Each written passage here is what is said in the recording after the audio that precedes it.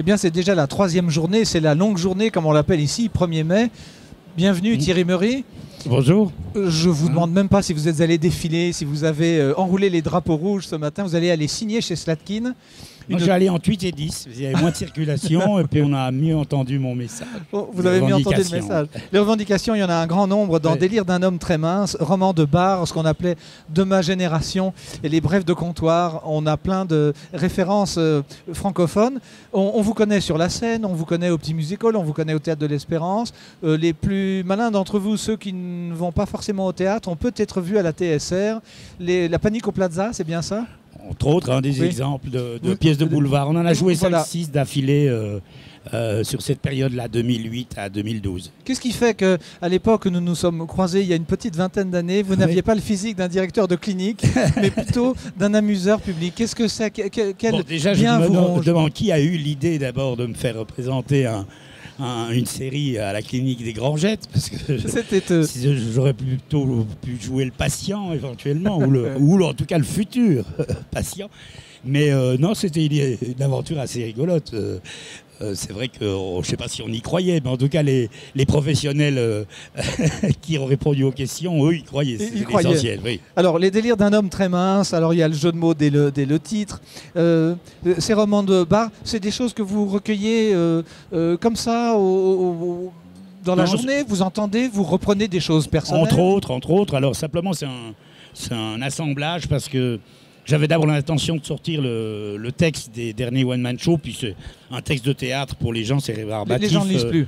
Déjà, oui, puis c'est pas très intéressant. Puis je me suis dit, ça sera nettement plus drôle, plus efficace de sortir des petites pensées, des petits aphorismes comme ça, par-ci, par-là, en reprenant et des extraits des spectacles, et puis une tapée de pensées que j'avais notée un peu partout, comme ça, dont je ne savais pas forcément quoi faire.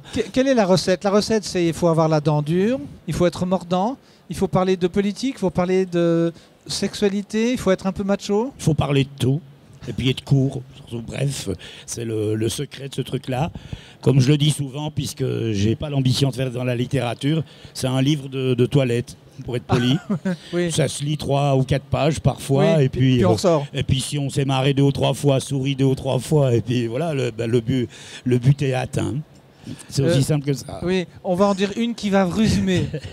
J'espère ne pas vous choquer, on est entre nous à France Loisirs. C'est toi qui choisis. Les lendemains de cuite, il m'arrive souvent de me retrouver la tête dans... Et malheureusement, la plupart du temps, c'est le mien. Oui. Alors ça, on est obligé de rire à ça. Mais oui, mais cette expression, ça faisait un moment que je l'avais notée quelque part et j'ai jamais pu l'utiliser, même dans aucun de mes spectacles.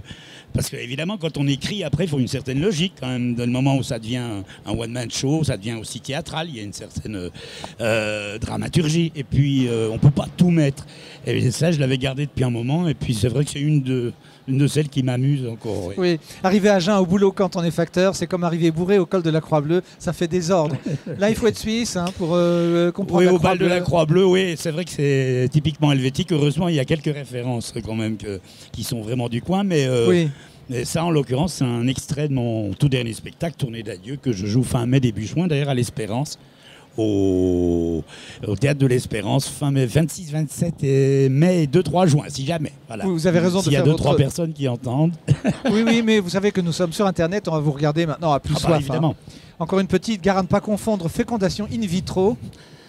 Et je vous laisse finir la fécondation in vitro et tirer un coup à l'intérieur de l'église. Oui. Ça, voilà. Alors, est-ce qu'on est forcément anticlérical quand on est un comique, ou est-ce que c'est dans la tradition de rire de tout? Mais on rit principalement des choses qui peuvent choquer. On rit de tout. On est anticlérical, on est anti-religion, un satiriste en général, il est contre tout ce qui représente d'une façon ou d'une autre, que ce soit toutes les sortes de pouvoirs, donc y compris religieux. Donc normalement, il en veut autant aux 3 religions monothéistes, et même il va aussi se moquer des bouddhistes si ça se trouve. On les laisse toujours tranquilles. Oui, parce que peut-être parce qu'on les entend pas. Exactement. Vous incarnez le rire et la bonne humeur. Vous avez fortement réagi, bien évidemment, aux attentats à Paris. Quelle est votre réaction? Est-ce que vous êtes Charlie? Oui, je suis Charlie. J'étais choqué par tout ça, etc. Je suis Charlie.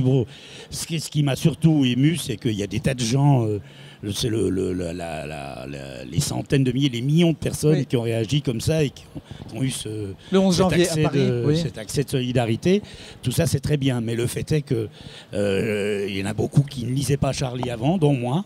Moi, je le lisais occasionnellement. Je regardais les unes parce que je suis un habitué du Canard enchaîné. Et c'est vrai que l'après Charlie, d'ailleurs, le journal qui m'a le plus ému par rapport aux incidences, c'est le Canard, qui a été droit dans ses bottes, fidèle à sa ligne et qui les a défendus, qui n'a pas sorti de numéro spécial pour profiter de l'occasion. Et c'était juste la grande classe, quoi. Thierry Meury, comme quoi... S'il faut des maîtres, il y en a là, voilà. Oui. Mais ceci juste pour vous démontrer que je connais un peu Thierry et je sais qu'il y a un homme sérieux derrière la rigolade. Et d'ailleurs, tous les comiques sont des gens excessivement sérieux. Oui, quand ils sont pas tristes, carrément, dans la vie. C'est vrai, vous êtes triste ? Pas toujours Non, pas spécialement, je suis plutôt bon vivant, mais enfin, on a nos moments aussi. Et puis, il faut bien du drame pour qu'il y ait du rire, sinon... La tragicomédie, quoi, c'est ça. Oui. Tout est tragique, comme disait un copain journaliste, tout est tragique. Non, il disait rien n'est grave, tout est tragique. Voilà. Merci Thierry Meury. Je rappelle donc Délire d'un homme très mince, roman de bar, aux éditions Slatkin. Slatkin, ils sont là. Vous êtes en signature une partie de la journée. Voilà, depuis 10h30 jusqu'à midi. Parfait. Jusqu'à l'apéro, quoi. Jusqu'à l'apéro. Même, non, l'apéro c'est 11h normalement. Oui, alors, comme disent les Gaulois, c'est le premier bateau de la CGN qui siffle. Ah, c'est parfait. Voilà, ça veut dire qu'on peut ouvrir la bouteille. Merci Thierry, merci pour votre visite. Merci à vous.